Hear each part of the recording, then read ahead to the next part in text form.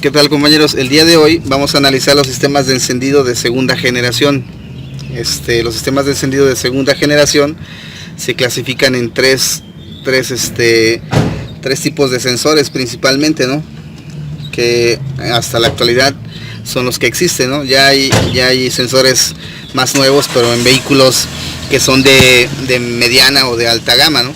Entonces, unos vehículos de mediana o de alta gama, estamos hablando de pues bastante dinero, ¿no? Unos 400,000 pesos en adelante, ¿no? Entonces, miren, los sensores que tenemos en el mercado, que sería la clasificación, decíamos, uno es sensor inductivo o de reluctancia variable. Este sensor de aquí, este es un sensor inductivo o de reluctancia variable, miren, ¿sí? Este corresponde a un vehículo platina, como el que tenemos pues aquí de fondo para la práctica.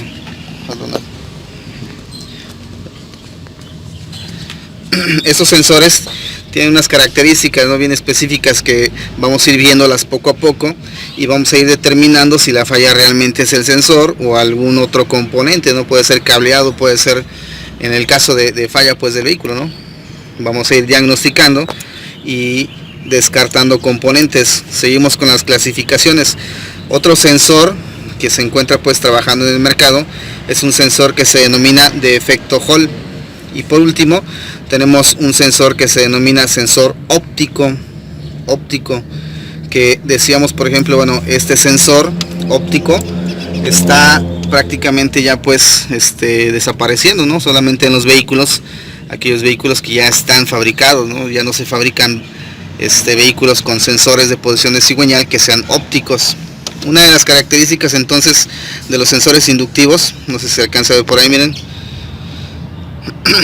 solamente tiene dos conectores o dos cables, podríamos decirlo de esta forma, ¿sí? Esa es una característica. Otra característica es que este es un imán permanente también. Sobre ese imán permanente se enrolla un embobinado y salen dos terminales, ¿sí? Entonces, de las características del sensor, vamos a ponerlo, sensor inductivo aquí, es que tiene solamente dos cables. Si tuviera, o si tiene tres, si encontramos tres cables, el tercero pertenece a lo que nosotros conocemos como blindaje, ¿sí? Más adelante vamos a ir explicando a qué se refiere eso, ¿no? Esa sería entonces una característica, que tiene dos cables. Si encontramos un tercero, es que pues el tercer cable o el tercer conductor pertenece a un blindaje que va conectado a tierra dentro de la computadora, ¿sí? Otra característica, por ejemplo, de los sensores de reluctancia variable, es que estos sensores, vamos a decirlo de esta forma, generan su propio voltaje o su propia señal. Esta señal es una señal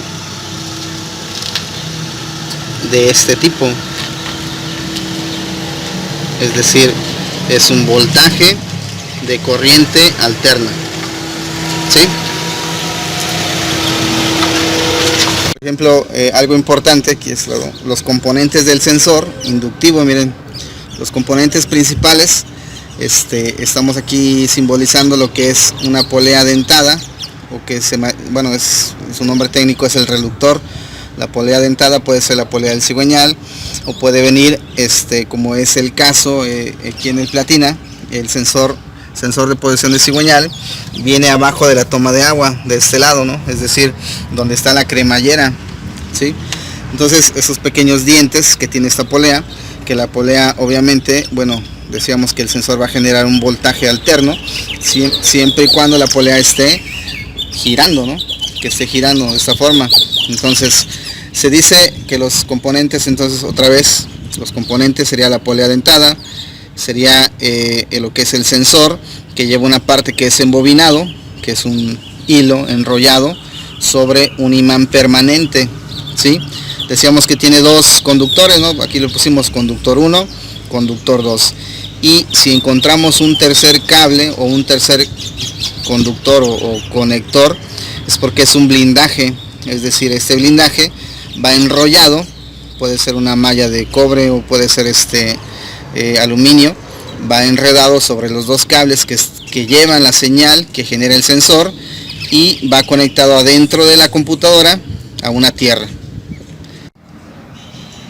Terminales 24 y 54. Para acá. De este lado está mi computadora. Esta computadora tiene 90 pines, es decir, no se alcance a distinguir por aquí, miren.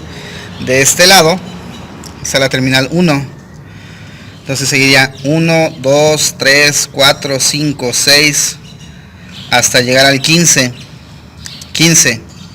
Saltamos 16, 17, 18, 19, 20, hasta llegar al 30. 30, ¿sí? La numeración que sigue, 31, aunque aquí ya no tiene número, pero pues la lógica es que así, aquí sea 31, 32, 33, 34, 35, ¿sí? Sucesivamente, brincamos de este lado, y de este lado vamos a tener terminal 61. 61, dice aquí 62, 3, 64, 65, hasta la 75. Brincamos al otro conector 76, 77, 78, 79, hasta llegar a la terminal número 90 de la computadora. Ya tenemos ubicadas las terminales del sensor inductivo, terminales 24 y terminal 54. Estos dos terminales pertenecen al sensor. Ya le hicimos una pequeña aquí, pues rompimos el aislante y está solamente el cableado. La forma de confirmar que realmente sean las terminales del sensor, otra característica más es que el sensor debe de marcar una resistencia entre sus terminales porque es un embobinado, ¿no? Vamos aquí al multímetro, miren.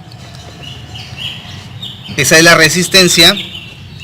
Esa es la resistencia que debe de marcar el embobinado del sensor. Quiere decir que con esas terminales estamos confirmando sin necesidad de comprobar continuidad de esta terminal al sensor o de esta terminal al sensor, solamente con el multímetro. Pongo en escala de resistencia, y me está marcando una resistencia de 266 ohms, ¿sí? Ahí en estas dos terminales vamos a conectar nuestro osciloscopio, ¿sí? Entonces lo siguiente sería proceder a conectar el arnés ya ubicados las terminales, el arnés a la computadora. Conectamos el osciloscopio y hacemos la prueba. Observamos la mayoría de las señales son similares, a excepción de cuando el sensor detecta la posición del cilindro número 1, ¿sí?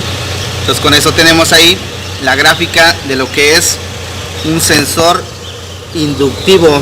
Decíamos, son dos terminales, genera un voltaje alterno, no necesita alimentaciones, aunque en la actualidad ya encontramos sensores que cuando abrimos el switch nos va a medir 1.15 volts, que ya los daremos los datos más adelante.